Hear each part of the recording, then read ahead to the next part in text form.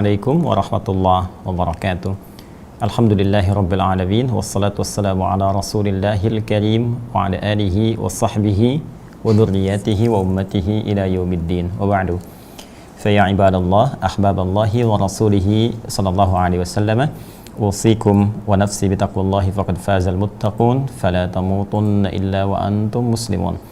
Faqala ta'ala, ya ayyuhalladzina amanu taqullaha haqqa tuqatih wa la tamutunna illa wa antum muslimun. Saudara-saudariku, berjumpa kembali dalam kajian Aqsa Al-Quran Sunnah Solution. Semoga Allah Subhanahu wa Ta'ala senantiasa merahmati dan menyayangi kita semua. Seperti biasa, kita awali jumpa kita di malam hari ini dengan bermohon pada Allah Subhanahu wa Ta'ala. Yang pertama, semoga saudara-saudari kita yang masih diberikan kesempatan hidup sampai dengan saat ini dan belum beriman kepada Allah, semoga terketuk hatinya, dikuatkan jiwanya untuk bersyahadat sebelum ia wafat menghadap kepada Allah Subhanahu wa Ta'ala. Kedua, semoga para pelaku maksiat, siapapun itu, terutama diri kita sendiri, dibimbing oleh Allah Subhanahu wa Ta'ala untuk bertobat sebelum kita wafat, sehingga Allah berkenan menggugurkan dosa-dosa kita dan kembali kepada Allah dalam keadaan husnul khatimah. Dan tentunya kita bermohon pada Allah Subhanahu wa Ta'ala yang ketiga, semoga kita dikuatkan untuk istiqamah dalam beramal saleh untuk mencari bekal terbaik sebelum kita berjumpa dengan Allah dan bersanding dengan izin Allah Subhanahu wa Ta'ala dengan Rasulullah sallallahu alaihi wasallam. Baiklah, kita akan coba lanjutkan kajian tafsir kita. Setelah pekan lalu kita mencoba untuk berdiskusi membahas sebagian dari tema-tema persoalan-persoalan kehidupan yang teman-teman sampaikan, yang kiranya kita bisa belajar bersama dari pertanyaan-pertanyaan yang disampaikan. Insya Allah di antara jeda kajian Aqsa kita akan kembali melanjutkan dengan menjawab berbagai pertanyaan-pertanyaan yang teman-teman sampaikan. Namun mohon izin, di kesempatan kali ini kita akan coba lanjutkan kembali bahasan kita sehingga ada kesinambungan dan tidak terlampau jauh kita terpisahkan dengan ayat-ayat Al-Quran yang telah kita bahas secara tematik sesuai dengan urutan ayat di dalam mushaf. Kita masih bersama surah Al-Baqarah, surah kedua dalam urutan mushaf Al-Quran setelah Al-Fatihah, masih di ayat ke-14 sampai dengan ayat 15. Dan ini sekali lagi mengisahkan tentang golongan ketiga di antara tiga klasifikasi manusia yang disampaikan oleh Allah Subhanahu wa Ta'ala dalam pembuka surah Al-Baqarah. Seperti biasa, tiga golongan ini senantiasa kami ingatkan. Mohon izin dan tidak bosan untuk mengingat dan berintrospeksi, melihat pada diri kita sendiri, berada di posisi manakah kita dari tiga golongan yang disampaikan oleh Al-Quran di pembuka surah Al-Baqarah ini. Golongan terbaik tentunya golongan pertama, yaitu golongan ahli taqwa yang diisyaratkan langsung oleh Al-Quran di ayat pertama sampai dengan ayat kelima surah Al-Baqarah itu. Golongan ini pada ayat kelimanya dijamin oleh Allah Subhanahu wa Ta'ala akan senantiasa berada dalam naungan Allah. Ulaika ala hudam mir rabbihim. Seorang yang berada dalam naungan Allah Subhanahu wa Ta'ala dengan bahasa diksi Al-Quran menggunakan kata hudan. Hudan sering kami sampaikan bukan sekedar petunjuk, bukan sekedar pedoman untuk kehidupan, tapi juga petunjuk, pedoman yang membawa kemudahan dalam kehidupan, membawa solusi bagi setiap persoalan, membawa kenyamanan dalam beraktivitas, kedamaian dalam jiwa, singkatnya kesuksesan, kebahagiaan dalam kehidupan. Dalam diksi bahasa Arab, kesuksesan, kebahagiaan paripurna yang mampu dicapai itu disebut dengan falah. Jika kita ingin menggenggamnya, maka kita berusaha kuat. Kata kerjanya berubah menjadi aflah. Orangnya disebut muflih, jamaknya disebut muflihun. Perhatikan jaminan Allah menutup ayat kelima di surah Al-Baqarah ini, wa ulaika humul muflihun. Maka konsekuensinya orang-orang yang mendapatkan naungan hudan Allah, ya, ulaika ada hudam mir rabbihim. Naungan Allah Subhanahu wa Ta'ala dalam setiap perilakunya, aktivitasnya, langkahnya, baik itu di rumah tangganya, di kantor, di pekerjaan, kehidupan sosialnya, semua berada dalam naungan Allah Subhanahu wa Ta'ala. Maka dijamin orang ini akan senantiasa meraih kesuksesan dalam hidupnya sesuai dengan maslahat hidupnya. Jadi ukuran sukses itu bukan betapa tinggi ketika ia meraih kedudukan atau betapa banyak ketika ia mendapatkan limpahan harta benda. Bukan itu ukurannya. Ukurannya adalah betapa semua karunia itu sesuai dengan maslahat hidupnya, sesuai dengan kebaikan hidupnya. Boleh jadi ketika dia menjabat dalam kedudukan manajer, posisi terbaik, karena dengan posisi itu ia bisa dibebaskan dari maksiat-maksiat yang sering mengintai di level lebih tinggi daripada apa yang ia dapatkan pada saat itu. Ia bisa diarahkan pada ibadah-ibadah yang bisa ia nikmati. Namun belum tentu juga kondisinya ditetapkan pada kondisi manajer misalnya. Boleh jadi dinaikkan jadi direktur, boleh jadi dinaikkan lebih tinggi lagi sepanjang ada maslahat bagi kehidupannya. Itulah jaminan bagi golongan pertama. Cara meraihnya tiada lain, tiada bukan, hanya dengan satu jalan utama, yaitu mencoba menjadi pribadi yang bertakwa. Karena hudan ini hanya diberikan oleh Allah pada golongan takwa. Kembali ke ayat kedua, dzalikal kitabu la raiba fi. Seluruh ayat Al-Quran ini jangan pernah ragukan kandungannya. Kemudian hudal lil muttaqin, ya, ia akan mengandung aneka pedoman kehidupan yang membawa nilai-nilai kemuliaan tadi dan diberikan kepada orang-orang takwa, generasi-generasi istimewa. Untuk menjadi orang takwa itu, maka Allah berikan jalannya. Jalan inilah yang coba kita tempuh, turunkan menjadi kurikulum kehidupan, jadikan sebagai prioritas langkah hidup kita yang paling pertama kali sebelum mengerjakan apapun dalam kehidupan kita. Apa jalannya? Maka dirinci oleh Al-Quran dari ayat ketiga sampai ayat keempat, amalan-amalannya. Nanti detil prakteknya dirinci kembali di ayat-ayat lain, diterangkan kemudian teknisnya melalui penjelasan-penjelasan Rasulullah SAW yang disebut dengan hadis, dipraktekkan menjadi pedoman hidup, disebut dengan sunnah. Alladzina yu'minuna bil ghaib. Orang takwa adalah orang yang selalu berusaha meningkatkan keimanannya kepada Allah Subhanahu wa taala. Dia tidak membiarkan level imannya di situ saja. Dia ingin coba naikkan lagi sehingga dia merasa keadaannya lebih disenangi oleh Allah Subhanahu wa taala, baik dalam penampilannya, dalam ibadahnya. Karena itulah ketika dicek misalnya dalam ibadah, Allah menjelaskan wa yuqimunas shalah, maka ia memulai dengan mencoba meningkatkan kuantitas dan kualitas salatnya. Kuantitas terkait dengan jumlah berapa banyak yang bisa ditunaikan. Kalau fardu itu standar, jangankan yang ingin meningkat, yang biasa pun 5 waktu juga. Baik subuh, zuhur, asar, maghrib, isya, 2, 4, 4, 3, 4 dengan jumlah 17 rakaat, 5 waktu. Itu semua mutlak mesti dijaga. Karena itu ketika menyebutkan yang 5 ini, kalimatnya saling menjaga. Quran surah kedua Al-Baqarah ayat 238. Hafidhu 'alas salawati was salatil wusta wa qumu lillahi qanitin. Itu standar. Nah, orang yang ingin berusaha meningkatkan level takwanya, mendapatkan segala kemuliaan tadi, dia naikkan kuantitasnya, dia tambah dengan sunnahnya, dia coba kemudian keluarkan apa saja salat-salat sunnah yang pernah dirincikan baik dalam Al-Quran ataupun diperjelas melalui perbuatan contoh Rasulullah SAW, baik di malam harinya seperti salat tahajud, qiyamul lail, salat witir, ataupun dari kesempatan siangnya, dari mulai sebelum subuhnya misalnya ada 2 rakaat sebelum subuh dan berjenjang menjadi rawatib, kemudian 2 rakaat sebelum subuh, 4 rakaat sebelum zuhur, kalau tak memungkinkan 4 bisa jadi 2 rakaat setelah zuhur, 2 rakaat setelah maghrib, 2 rakaat setelah isya. Pun demikian dengan salat mutlaknya, baik yang melekat dengan salat fardu seperti 4 rakaat sebelum asar misalnya, 2 rakaat sebelum isya, kan? Ataupun kalau sedang menunggu masih ada waktu dan memang belum banyak orang datang ke masjid, misalnya 2 rakaat sebelum maghrib, ya, ataupun juga salat-salat sunnah lain yang terpisah jauh dengan salat fardu seperti salat duha dan salat-salat dalam kondisi tertentu seperti salat sunnah wudu dan sebagainya. Orang-orang yang berusaha meningkatkan imannya kepada Allah, maka akan terlihat dari peningkatan amal solehnya. Dari contoh pertama, salat terlihat dalam keadaan peningkatan kuantitas salatnya. Karena itu saat kita mengaji menerangkan tentang ayat ketiga dari kalimat wa yuqimunas shalah, maka tafsiran para ulama tidak hanya menunjuk kepada salat fardu, tapi berusaha meningkatkan dengan kuantitas salat sunnahnya.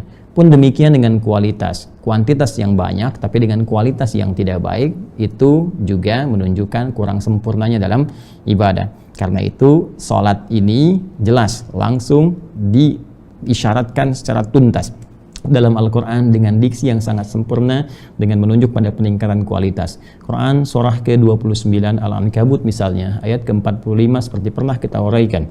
Ketika Allah memerintahkan kita menunaikan salat, maka diawali dengan pendalaman pemahaman terhadap bacaan-bacaan dan tuntunan-tuntunan gerakan yang pernah diterangkan kepada Rasulullah SAW ketika diberikan perintah untuk menunaikan salat. Utlu ma uhiya ilaika minal kitab. Utlu dari kata tilawah, baca, pahami, dan amalkan apa yang telah dipahami itu. Baca, pahami ketentuan-ketentuan sholat yang telah dicontohkan, diwahyukan kepada Rasulullah SAW. Ya, pahami dulu bacaan-bacaannya. Jangan sampai kita mengucapkan Allahu Akbar tak mengerti, tak paham apa yang diungkapkan.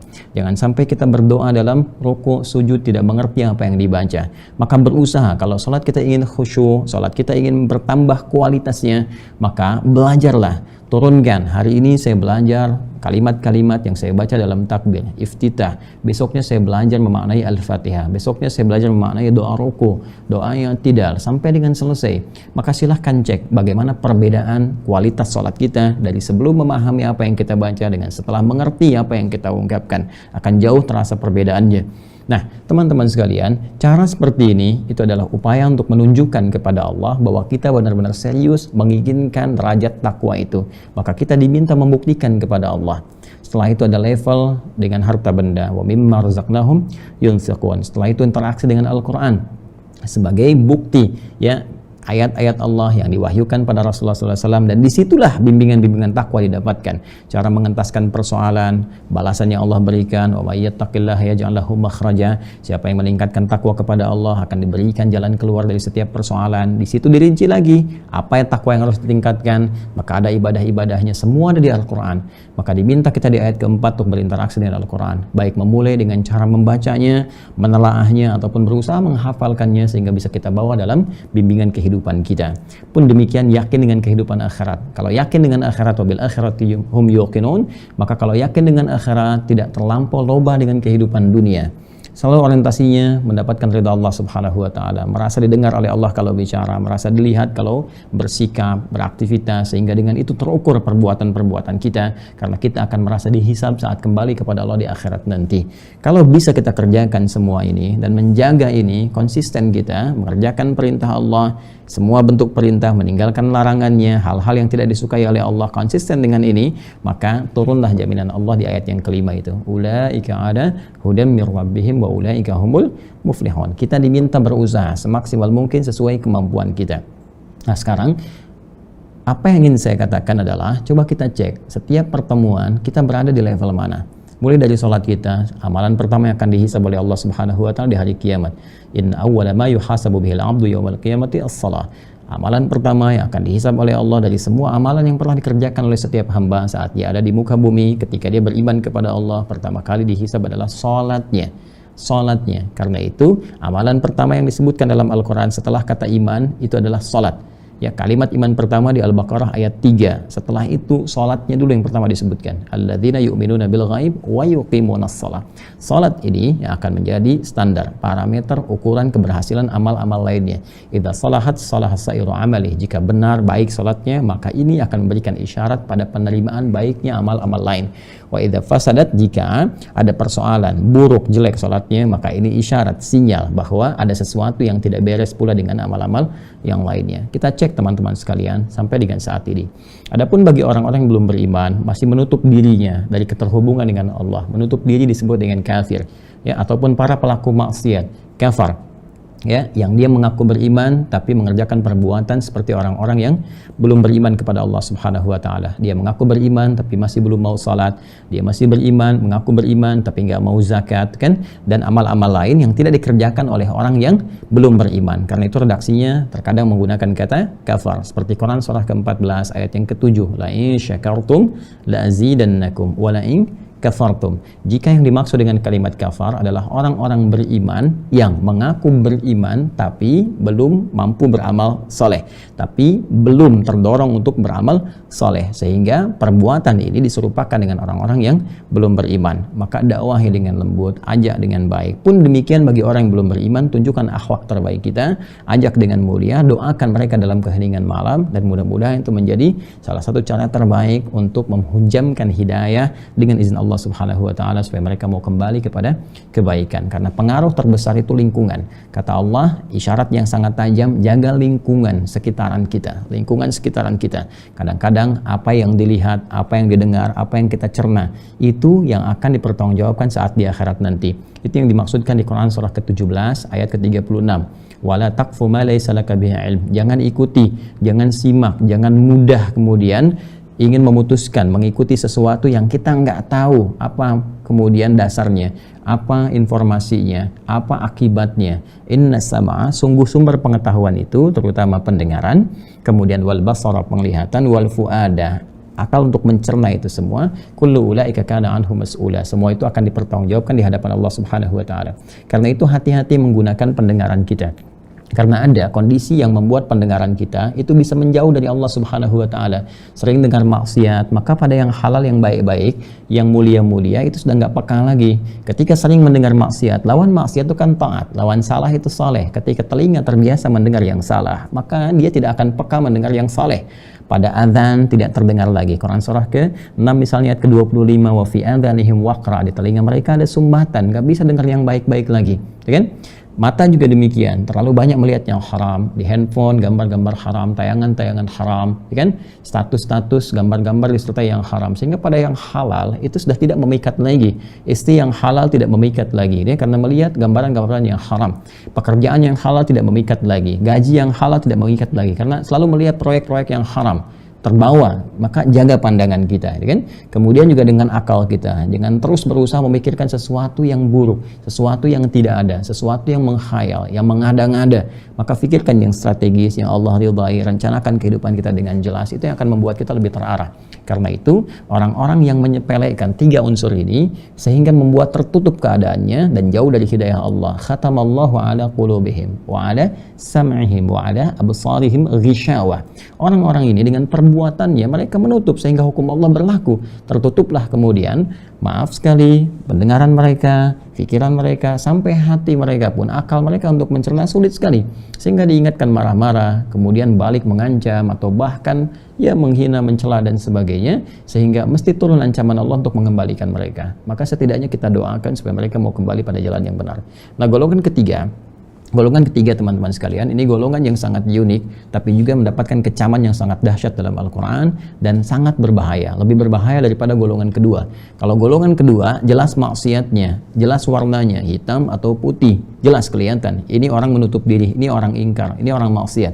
Tapi yang ini dia mendeklarasikan dirinya beriman kepada Allah Subhanahu wa taala di lisannya, namun perbuatannya paradoks, perbuatannya menunjukkan berlawanan dengan apa yang ia ucapkan di lisannya. Hatinya bahkan penuh dengan rencana-rencana keburukan, ada kedengkian, bahkan tidak jarang bahkan menzalimi, menyepelekan atau mengecilkan nilai keimanan yang ia katakan dengan lisannya telah ia anut itu.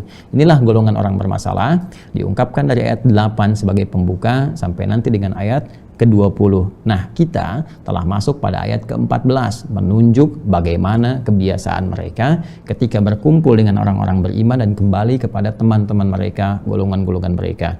Pada titik inilah kita berhenti di 2 pekan yang lalu, dan izinkan kami meneruskan dengan membacakan ayatnya terlebih dahulu. Saya akan berikan makna cepatnya pada titik yang telah kita tuntaskan di 2 pekan yang lalu.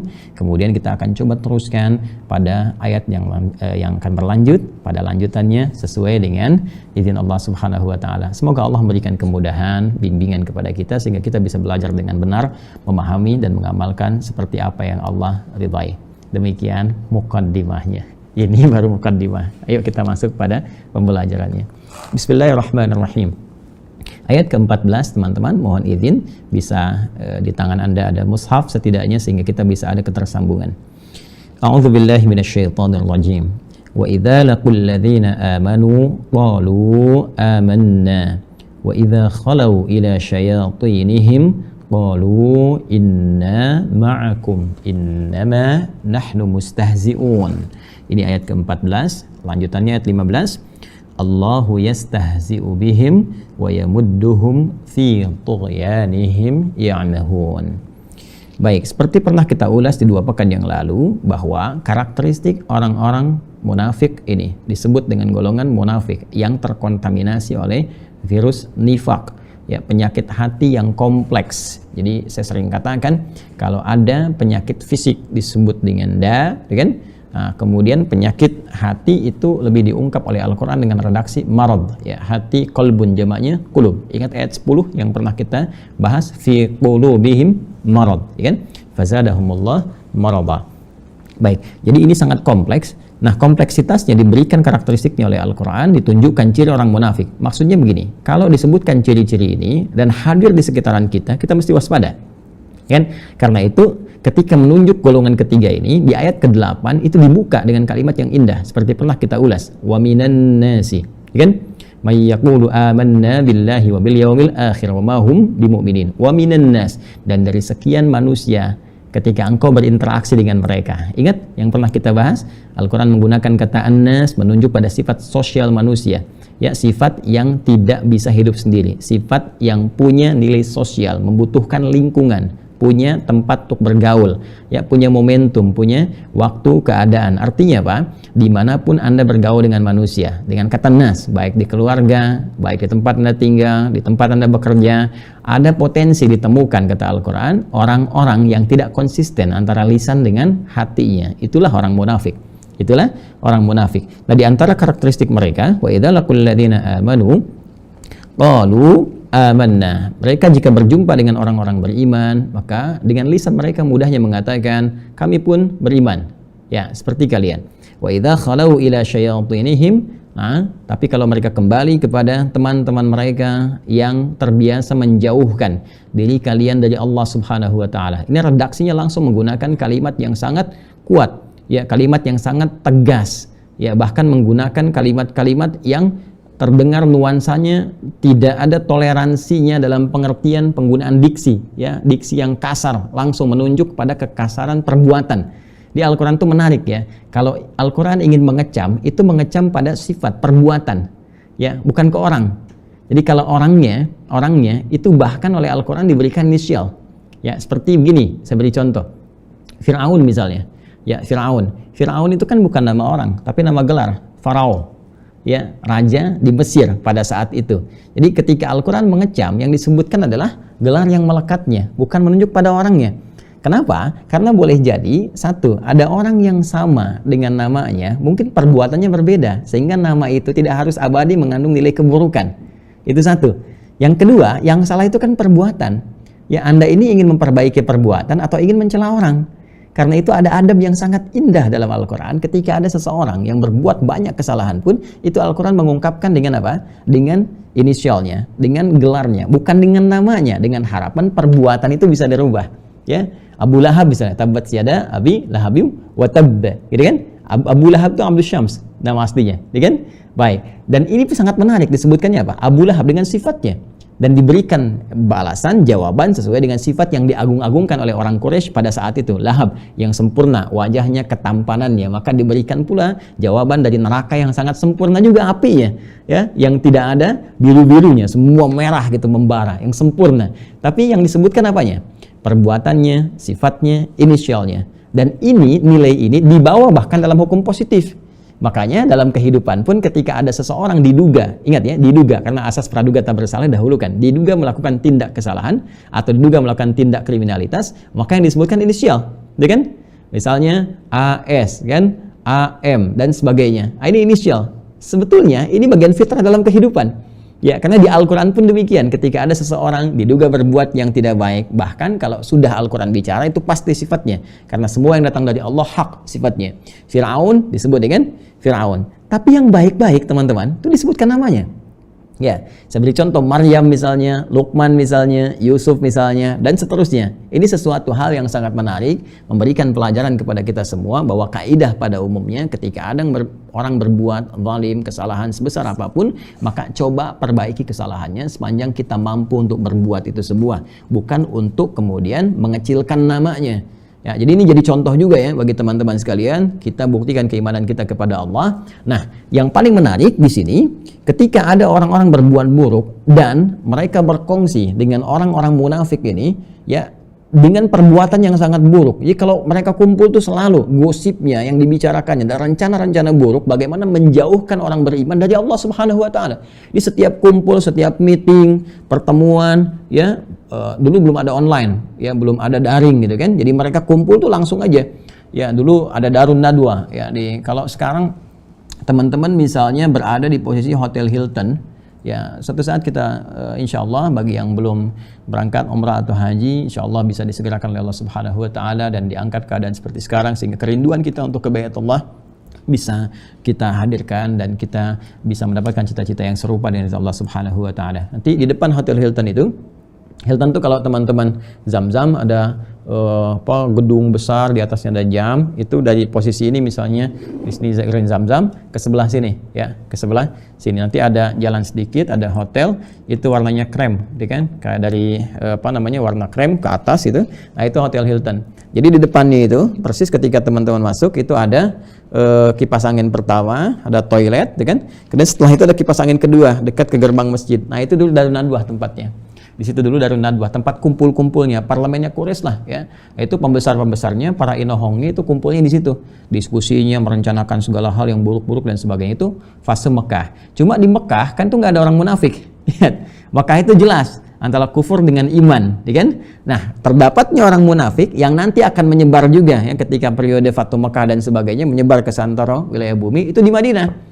Ya, di Madinah ketika datang ke Madinah, kumpul-kumpul mereka dan sebagainya. Bahkan yang menarik adalah kadang kalau sedang dengan Nabi, mereka ada di saf yang sama. Artinya apa? Artinya sholat, Nabi ngimamin, mereka sama dengan para sahabat, dengan orang beriman. Tapi setelah selesai, mereka pencar lagi, mereka mulai diskusi, mulai menjelek-jelekan. Jadi kalau kumpul bareng-bareng, ya sama mereka, itu orientasinya selalu bagaimana menjauhkan orang beriman dari Allah.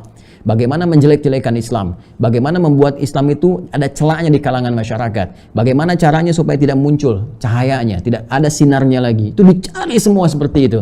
Nah, saya pernah sampaikan di 2 pertemuan yang lalu, sifat yang menjauhkan, ya, segala perbuatan yang baik, yang disayang oleh Allah, diridhai, bahkan langsung menjauhkan dari Allah, itu perbuatannya disebut syaitana. Ketika melekat sifat itu pada benda apapun, baik benda makhluk yang bernyawa ataupun tidak, maka disebut dengan syaitan. Syaitan, handphone itu nggak punya nyawa, ya. Tapi kalau benda ini menjauhkan kita dari Allah, isinya yang jelek-jelek semua, gambar-gambar buruk, menjauhkan dari ibadah dan sebagainya, maka handphone itu menjadi syaitan. Manusia itu insan, itu bashar, itu nas, gitu kan? Itu ins, itu bani Adam. Tapi ketika manusia itu punya karakteristik menjauhkan orang-orang dari Allah, selalu menjelek-jelekan Islam, mengajak kepada nilai keburukan, maka disebut oleh Al-Qur'an pun syayatinul ins. Ya, maka sifat-sifat setan melekat pada dirinya. Setan yang dimaksudkan adalah sifat untuk menjauhkan orang lain dari Allah Subhanahu wa taala.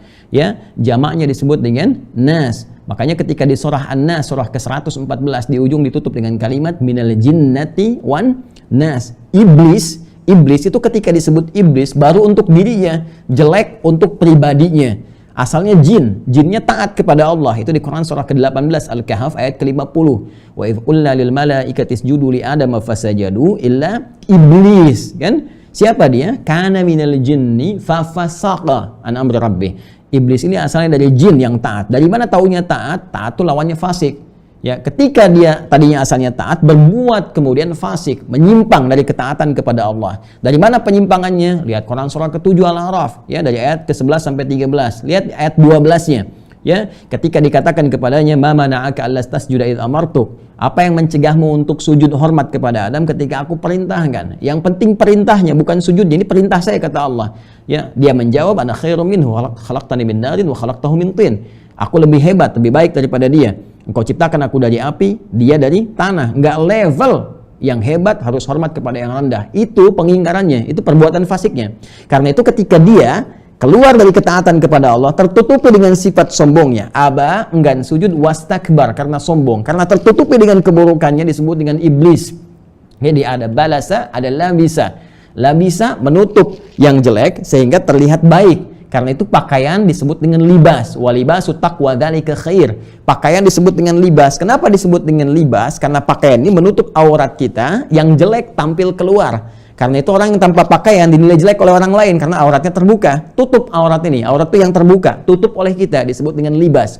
Kebalikannya, sesuatu yang baik ditutup oleh yang buruk-buruk, tampil dengan yang sombong tadi, terkena pada dirinya, disebut dengan iblis namanya. Maka ketika Allah menyebutkan di ayat ke-34 di surah kedua Al-Baqarah, nanti kita akan sampai insyaallah dengan izin Allah Subhanahu wa taala.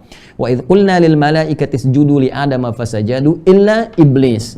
Nah, ketika Allah perintahkan, Rabbu perintahkan kepada seluruh malaikat dan sebagian kalangan jin yang hadir pada saat itu, saat Adam diperkenalkan, semua disuruh hormat sujud kepada Adam, semua sujud hormat kecuali iblis. Tadi makhluk ini, jin ini diliputi oleh sifat sombong yang menutupi kebaikan-kebaikan yang pernah ia kerjakan. Karena itu nanti Allah mengharamkan sifat sombong bagi seluruh hamba-hambanya secara mutlak. Nah, teman-teman sekalian, ketika dia sombong dengan dirinya, itu disebut iblis. Tapi ketika dia mewariskan keburukannya pada orang lain, mulai menggoda Adam, mulai ingin menggelincirkan Adam, sifat buruknya mulai muncul, visi kejahatannya mulai kemudian hadir, maka oleh Al-Quran dirubah kalimatnya menjadi syaitan. Quran surah kedua ayat 36. Fa'azallahuma syaitan.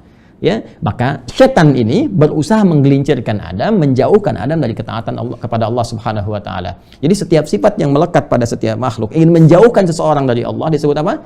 Syaitan. Kadang bisa manusia, kadang bisa jin yang tak terlihat. Karena itu di ayat ke-14 ini teman-teman orang munafik itu disifati langsung oleh Allah dengan diksi syaitan. Karena mereka itu komplotan, kumpul-kumpul menjauhkan orang dari keislaman yang baik dari Allah. Dan redaksi ini redaksi yang paling tajam, yang paling kasar, sehingga sementara ulama fiqih ini mengambil kesimpulan bahwa kalau ada orang yang terbiasa berbuat buruk, ya jadi kebiasaan dia tampak keburukan yang kalau diingatkan itu selalu sulit, maka jangan pernah diperhalus keburukannya, jangan pernah diberikan kalimat-kalimat halus, diksi-diksi yang halus pada kemaksiatan yang terbiasa dikerjakan, atau bahayanya kuat, sehingga dengan itu dia merasa nyaman dengan penggunaan istilah itu sehingga tidak ada efek jera. Ya, saya sering sampaikan misalnya, ya Anda sebutkanlah pencuri misalnya, ya sebut saja dengan kalimat yang paling kuat yang kalau disebutkan dia nggak mau mencuri lagi. Ya sebut maling misalnya. Ya sekarang kan orang disebut koruptor kayak keren gitu. Ya sehingga nggak ada efek jeraknya. Ya coba disebutkan ini maling. Ya ini misalnya perusak moral bangsa. Ini pencuri aset negara. Sebutkan misalnya. Ya ini ketika disebutkan dengan kalimat seperti itu kan ada beban psikologis pada dirinya. Ya sama persis misalnya. Ya, sekarang kan sering kalimat diperhalus. Laki-laki misalnya yang sering cari perempuan-perempuan ya yang bukan mahramnya atau perempuan yang menjual dirinya dan sebagainya. Kenapa diperhalus? Ya, kupu-kupu malam misalnya, padahal kupu-kupu pun nggak begitu. Ya, laki-laki buaya, padahal buaya juga nggak pernah seperti itu. Kan?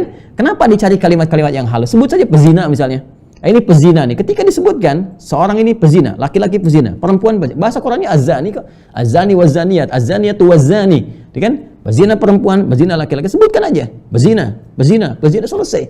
Sehingga dengan disebutkan perbuatan itu dia akan merasa takut saya berzina, takut berbuat yang buruk. Sehingga tidak disebutkan dengan bagian-bagian yang seakan-akan jadi jasa dalam kehidupan, sehingga jadi transaksi dan menjadi bagian dari praktek seakan-akan ini seperti ya bisnis atau hal-hal yang diperkenankan dalam kehidupan semata, padahal itu buruk dan dikecam oleh semua agama. Kalau kita ingin mengecek turunan-turunan pendidikan dalam moral agama. Karena itu pelajaran pertama yang ingin disampaikan oleh Al-Quran, pertama orang-orang munafik kalau kumpul-kumpul itu cirinya senantiasa menjelek-jelekan Islam, menjelek-jelekan dan menjauhkan orang-orang Islam dari ketaatan kepada Allah Subhanahu wa taala. Ini perhatian. Jadi kalau ada seperti itu, bagaimana nanti sikap kita, gitu kan? Kemudian yang kedua, jika ada keburukan-keburukan yang dampaknya akan buruk, akan jelek, akan dahsyat, dan terbiasa mengerjakan itu, maka jangan diperhalus kata-katanya, sehingga dengan itu bisa memberikan kesan dan dampak psikologis untuk meninggalkan perbuatan yang dimaksudkan. Kita teruskan dulu ayatnya. Qalu inna ma'akum innama nahnu mustahzi'un. Kalau mereka ada jumpa dengan teman-temannya yang buruk itu, yang jelek-jelek itu, mereka akan meralat kata-kata mereka akan mencoba memberikan ketenangan dengan mengatakan, kami bersama kalian kok. Kita itu masih satu grup kok, ya. Innama nahnu mustahzi'un, kami dengan orang beriman itu cuma bercanda ya. Kita cuma candain mereka aja. Ya, kita cuma seperti teman mereka padahal kita bukan bagian dari mereka. Cuma ada kepentingan semata aja. Habis itu nanti kita jelekin lagi. Habis itu kita itu kalimat-kalimat yang mereka kesankan kepada orang beriman baik, padahal di belakang itu mereka punya rencana-rencana yang tidak baik. Mereka katakan innama nahnu mustahzi'un. Di sini ada yang menarik karena digunakan adatul hasr, kemudian dhamir munfasil, dan setelah itu ada kalimat menggunakan isim fa'il dalam bentuk yang tidak biasa. Seperti apa penjelasan itu semua kita akan coba lanjutkan nanti setelah menunaikan sholat isya berjamaah. Semoga Allah merahmati kita. Jeda sejenak untuk menunaikan sholat isya. Setelah itu insya Allah kita akan lanjutkan kembali dengan izin Allah Subhanahu wa ta'ala. Subhanakallahumma bihamdika asyhadu an la ilaha illa anta astaghfiruka wa atubu ilaik. Assalamualaikum warahmatullahi wabarakatuh.